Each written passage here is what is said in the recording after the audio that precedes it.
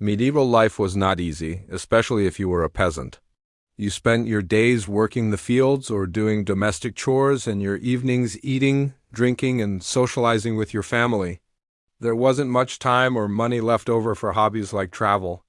When you did set out on a journey, the experience could be dangerous and uncomfortable. Unlike the wealthy, you couldn't just hop on a coach or sail on a comfortable ship. No, you traveled as best you could. Sometimes walking, sometimes riding a donkey or horse. If you were lucky enough to own one, your bags were filled with whatever you needed for the journey. Perhaps some food, a change of clothes, and a sturdy stick. You kept your cloak handy to use as a blanket at night and for protection from the elements. In fact, weather was always a concern. A sudden downpour could soak your clothes and expose you to the deadly threat of hypothermia. Snow and ice threatened to numb your fingers and make it difficult to walk.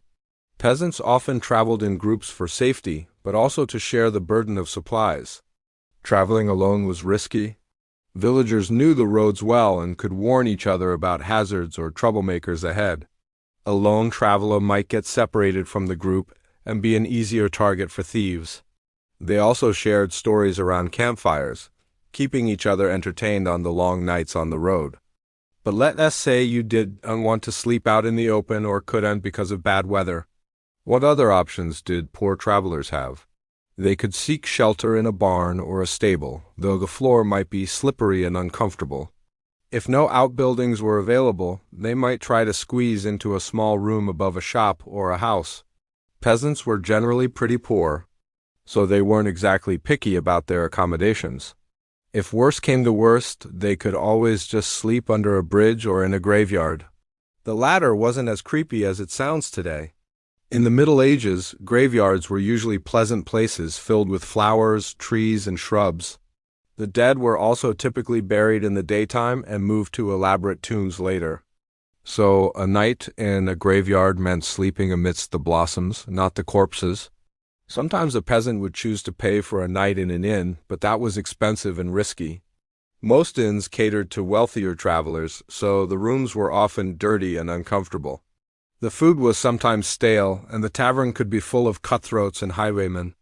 But maybe those dangers were worth it to escape the cold, rain, or the creepy old man who insisted on joining your party. There was no official police force back then, so a traveler could easily find himself accused of stealing something that wasn't his. Items left in a shared space were fair game, and many an innocent person was hung for theft. Even if you avoided these perils, your things wouldn't be safe either. Windows were usually left unlocked, so your cloak, food, and money could easily be lifted while you slept. And inns were rarely locked up tight at night. After all, people still had to come and go, so you might wake up to find the whole place robbed. The dangers of the road were part of why so many peasants chose to travel in groups. There was safety in numbers. Bandits were less likely to attack a large party, and someone was always around to help if you were injured or sick. Also, everyone had to stop for meals, so a group could take turns cooking while others watched the children or the gear. There wasn't always time for that, though. If you were traveling with a large group, like a pilgrimage, you had to keep moving to avoid missing your scheduled rest stops. In those cases, food might consist of a simple stew cooked over a fire, something quick to make and eat so the group could get back on the road. Fortunately, most of the year, the weather was mild enough to allow for open-air cooking. Winter posed a greater challenge, though. Not only did the cold make cooking more difficult, but the nights were longer and darker. Travelers had to get an early start to avoid being caught out after dark. Otherwise, they risked getting lost or worse. So, the next time you hear someone complaining about traffic or the high price of gas, remember it could have been much worse. They could have been a medieval peasant walking barefoot to market. This is a history hot tip. One of the oldest traditions in Europe was the idea of hospitality. Even the poorest households might take in a traveler if he seemed harmless. In fact, turning away a pilgrim or poor traveler was often frowned upon, especially in deeply religious communities. So if a peasant was lucky, he might find shelter in another peasant's cottage. This meant sharing a straw bed, a corner of the floor, or even just space near the fire. Food was simple: bread, broth, or maybe a bowl of porridge. It wasn't luxurious, but it kept them alive. In return, the traveler might offer news, a story, or a small service. Maybe he helped chop wood, mend a fence, or shared gossip about distant villages. Hospitality was never free. It was a trade, even if no coin was exchanged. This tradition helped peasants survive long journeys. A stranger wasn't just a burden, he could be a potential ally in a dangerous world. And because most peasants had little to lose, they didn't mind sharing what they had, knowing they might need the same kindness one day. For more tips about life in the Middle Ages, subscribe for more information. Hey, you peasants out there, do you share your food with strangers? You should probably start doing it again. We're all descended from peasants who helped each other out on long journeys across Europe. Don't forget that hospitality isn't just a nice gesture. It's an act of defiance against the harsh realities of peasant life. By opening your doors and sharing your meager rations, you're sticking it to the man. In a world where the odds are stacked against you, where famine and destitution are always around the corner, sharing what you have with a stranger is a revolutionary act. It's a rejection of the brutal realities of peasant life. It's a silent protest against the inequality and injustice that define the era. So don't be like those heartless nobles who hoard their wealth and turn away those in need. Be a beacon of hope for weary travelers. Give generously and ask for little in return. After all, you never know when you might need help yourself. So share your food, peasants, and in doing so, create a better world for everyone. And remember, you're not just feeding a hungry person, you're feeding a member of the growing peasant solidarity that will one day change the world. Religion shaped life in the Middle Ages, and it also shaped travel. If a peasant was on a religious journey, he had one safe bet: the church. Monasteries, abbeys, and even small parish churches often provided shelter for travelers, especially pilgrims. Monks believed in offering hospitality as a holy duty. A poor traveler could expect at least a roof over his head, sometimes a bit of bread and ale, and most importantly, protection from the dangers outside. Of course, the conditions varied. A grand monastery might have a guest house, while a village priest might simply allow the peasant to sleep in the barn. But even this was far better than braving the wilderness. Pilgrims, in particular, were common travelers, so networks of hospices and shelters sprang up along major routes. This gave even the poorest peasants some chance of safe passage, so long as they followed the well-worn paths of faith. For more ways that religion shaped medieval life, stay tuned. When you think of medieval peasants, you probably imagine people toiling in the fields. And sure, they did that a lot. But when they weren't working, what did they do for fun? Well, mostly they participated in religious festivals. The medieval peasants' calendar was filled with holy days and saints' feasts, and each one was an excuse for a good time. There were also local festivals like those celebrating the arrival of spring or the end of the harvest. These were important too because they gave peasants a chance to socialize. After all, life in the Middle Ages was tough and it was lonely. Working from sunrise to sunset in the fields, the peasants looked forward to a night of dancing, drinking, and merriment. They might perform a play or a pageant, then watch a mock trial or a public execution. And if that sounds grim, remember that this was also a time for feasting and celebration. Religious festivals and local fairs offered a welcome distraction from the hard work of the fields. For more lighthearted looks at medieval life, stay tuned. In medieval times, peasants had a really hard life. Like seriously, life was not good for them. And one thing that made life kind of difficult was where to sleep at night. I mean, they didn't have a lot of money, so they couldn't just go to a hotel. So where did they sleep? Well, sometimes they slept in the road, and other times they slept in the church. Sometimes they were lucky enough to find a kind stranger who would let them sleep in their home. But occasionally a peasant might choose to sleep in an inn or a tavern. Now, you're probably thinking, wait a minute, inns and taverns are for, rich people. How could a poor person afford to sleep there? Well, it turns out peasants weren't completely banned from inns and taverns. But here's the catch. They rarely had the coin to pay for a bed. An innkeeper might offer a floor space in exchange for a bit of work, like cleaning stables or carrying water. But most beds were reserved for merchants, officials, or wealthier travelers. Taverns were a different story. They weren't hotels. But sometimes a drunk peasant could curl up by the hearth after buying a drink. It wasn't exactly comfortable, but it was better than frostbite. Still, inns and taverns remained out of reach for the average poor farmer. The road, the church, or the kindness of strangers were far more realistic options. So while it might seem like a luxury to us today, a peasant probably wouldn't consider sleeping in an inn a luxury at all. In fact, they probably wouldn't even think of it as an option. Sleeping in an inn meant spending money, and spending money meant that they wouldn't have any money left for, well, anything else. And for a peasant, that was a big deal because they didn't have a lot of extra cash to spare. So, yeah, for a peasant, sleeping in an inn was probably not an option at all. So what do you think? Did you learn anything new today? Let me know in the comments. And if you did, be sure to hit that like button and subscribe for more fun history facts. And with that said, I'll see you next time. A long time ago, there was a saying, when in Rome, do as the Romans do. But what if you didn't have a choice? What if you were born into a time and place where you just kind of look like everyone else? Let's talk about it. It's me, and this is my channel. A traveling peasant often looked like a pilgrim, even if he wasn't. A rough cloak, a wooden staff, and a sack of bread were all he needed.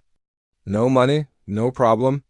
In the Middle Ages, a pilgrim badge, little tokens of saints or holy sites, sometimes acted like a passport, proving the traveler wasn't a bandit but a man of faith. These symbols opened doors to shelter and kindness from fellow Christians. It was a kind of medieval social media, a way to broadcast your devotion and maybe even earn some brownie points with God. But let's say you're not a religious type. How could you take advantage of this system without looking like an annoying tourist? Well, pilgrimage routes like the Camino de Santiago or Canterbury became lifelines for poor travelers. They could blend in with crowds of pilgrims and avoid suspicion. Traveling with the herd also meant safety in numbers. A lone traveler was prey, but a group of pilgrims had protection, both spiritual and physical. In fact, these routes were so well established that if you wanted to make a pilgrimage of your own, you could follow well-worn paths and make it to your destination without getting lost. And if you weren't a strong swimmer, you could take comfort in knowing that the river crossings were usually shallow enough to walk through. And if you did get lost or injured, you could stay at one of the many hostels along the way, usually run by nuns or monks who would give you food and a place to sleep in exchange for, well, let's just say a donation. So it wasn't exactly the easiest gig in the world, being a poor traveler in the Middle Ages. But if you played your cards right, you might just make it to your destination without spending a single copper. Thank you for watching. Life on the road was hard, really hard. Despite all these options, peasants had a rough time of it. It was a tough existence, especially without a home and without money. Sure, there were plenty of places to sleep, but a traveler couldn't stay in one place for too long. Rain meant cold nights and soaking wet clothes. And if you got sick, well, that was pretty much it. Unless you had money for a doctor, which you probably didn't if you were a poor peasant, illness would likely kill you. And even if you didn't get sick, life on the road was still tough. Shoes wore out quickly, leaving your feet blistered and bleeding. And then there were the people. Bandits, corrupt officials, people who just didn't like strangers in their town.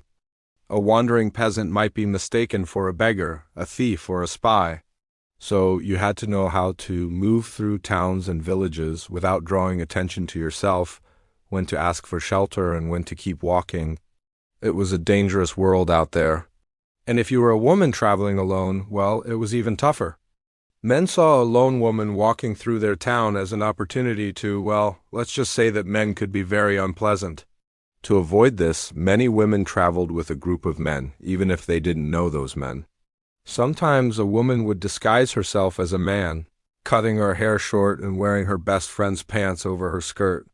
She might have to sleep in a barn or stable, but at least she'd be safe from men who wanted to harm her. Being on the road was risky business. The old saying, "A watched pot never boils," was certainly true in this case. If you were a peasant traveling from village to village, you couldn't carry much with you. You didn't want to draw attention to yourself. And so you had to leave everything you could carry on your back at the mercy of the elements and the people you met along the way. You might have been able to walk away from whatever situation you were in, but your possessions weren't so lucky. What are some of the things a peasant might have left behind? A broken tool, maybe a plow or a sickle, or perhaps a cooking pot or a bed, a table, a chair, maybe even a house. What would you be willing to part ways with if you had to flee your home in a hurry? When the pilgrims on their way to Santiago de Compostela got tired, they slept. When they woke up, they continued on their way until nightfall.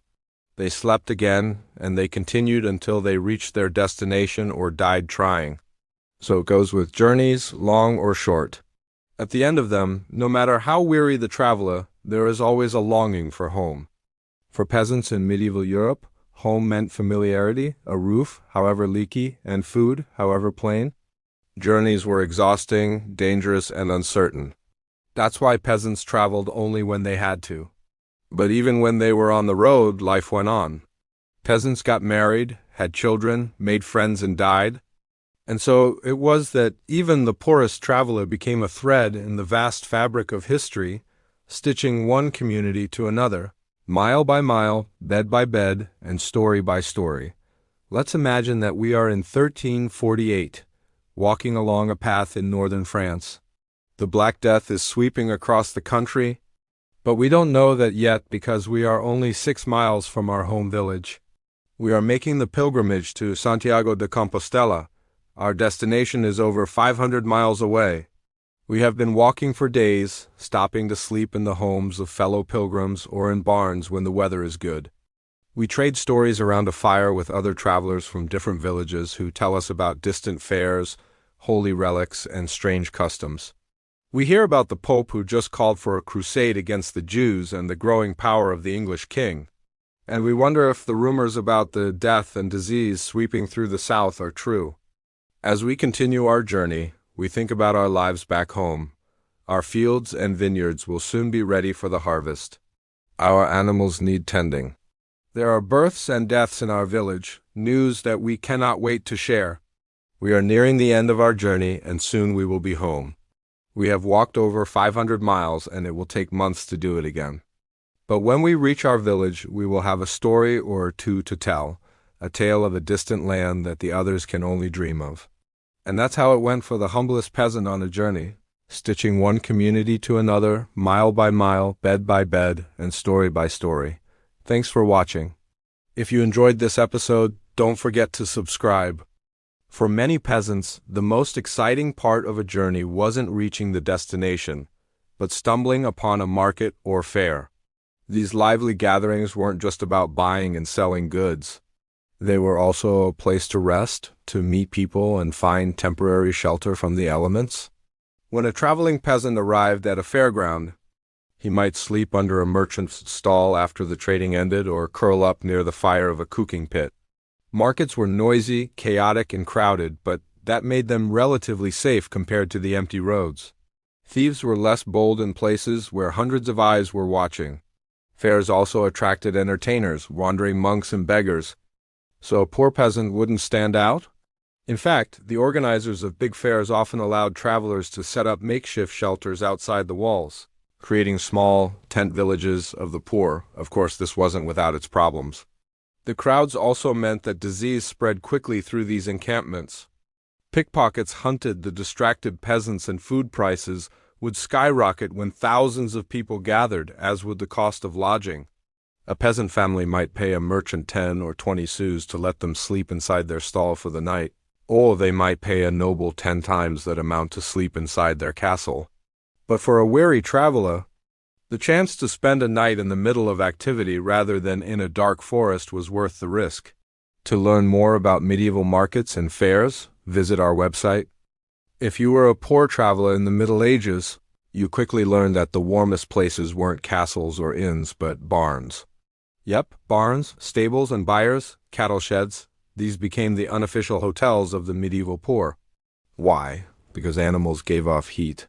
Sleeping near cows, horses, or even sheep was far warmer than braving the cold alone. Peasants often knocked on the doors of farmers along the road and asked for permission to rest in the hay. Most farmers agreed. After all, they weren't giving up food or beds, just straw. Sometimes the deal came with a small chore, cleaning out stalls, fetching water, or tending animals. But the smell of dung was preferable to freezing to death. And for many peasants, barns provided a strange comfort. They were surrounded by animals, much like at home. It was a reminder that no matter how far they traveled, the world of farming was never too far away. In fact, animals were so important to medieval life that even churches made room for them.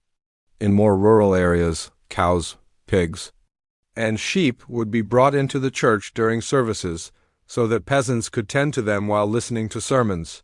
That's not exactly a recipe for a peaceful prayer. Imagine the scene, a peasant family huddling around an animal pen in the middle of a church, trying to stay warm. It's not exactly what you'd picture when you think of a typical medieval church service, but it happened. And if you needed further proof that animals and the poor were close, consider this. One of the main reasons for the Black Death outbreak in 1346 was the warming climate. You heard me right. Higher temperatures brought more rats and fleas, which spread the plague. So it wasn't just people who suffered during the cold winters of the Middle Ages, animals did too. During particularly harsh winters, livestock would huddle together for warmth, sometimes to the point of suffocation. Horses would be put out to pasture in the middle of winter, and sometimes they'd be abandoned altogether. When spring finally arrived, though, it was a cause for celebration. After all, it meant the end of freezing temperatures and the return of warmer days spent, well, not freezing to death. For more about what life was like in the Middle Ages, stay tuned. Now with your permission, I shall cross the road and seek shelter in that barn. I hear the animals are quite friendly. Life for medieval peasants was tough. Working from sunrise to sunset, they had little time or energy for anything else. And since most of them didn't travel far from their villages, there wasn't much opportunity to broaden their horizons. But when they did set out on a journey, whether walking to market or fleeing to a distant city, they brought back more than just material goods. They brought back ideas. And so the roads of medieval Europe were more than just routes between places. They were arteries through which culture flowed. Imagine a poor farmer walking home from the market, his stomach growling with hunger, his feet aching from the day's work. As he trudges along, he hears the sound of singing in the distance. And as he draws closer, he realizes it's coming from a group of traveling musicians. He stops to listen, and maybe even joins in, and returns home with a new song in his heart and on his lips.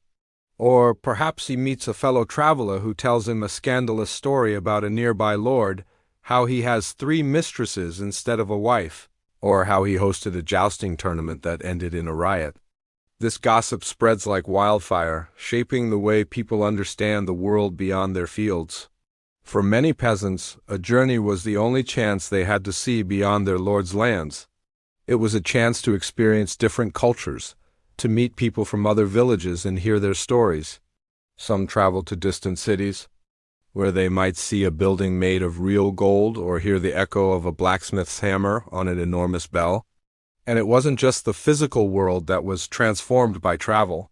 For some, a journey was a spiritual mission, a way to give meaning to lives that otherwise seemed trapped in endless cycles of labor. Imagine a young woman walking barefoot to a holy site, her eyes fixed on the path ahead. She's leaving behind a life of drudgery and hardship, and she's carrying with her the hopes and dreams of her village. Of course, not every journey was a pilgrimage. Many peasants traveled for more mundane reasons. But no matter why they set out on their journey, all of them brought something back with them. A story that would take root in their village and grow until it became part of the local culture. And in this way, the roads of medieval Europe were more than just routes between places. They were arteries through which culture flowed. It's a testament to the power of storytelling that even today we remember the names of kings and queens, but not the peasants who walked beneath their banners. We know the legends of brave knights, but not the farmers who tilled the soil that fed their armies. Yet, without these nameless travelers, the tapestry of medieval Europe would be incomplete. Their stories may have been forgotten, but their journey's end was just as important as their start. After all, it was on the road that medieval peasants became storytellers, carrying with them the hopes, dreams, and fears of a world that had no voice.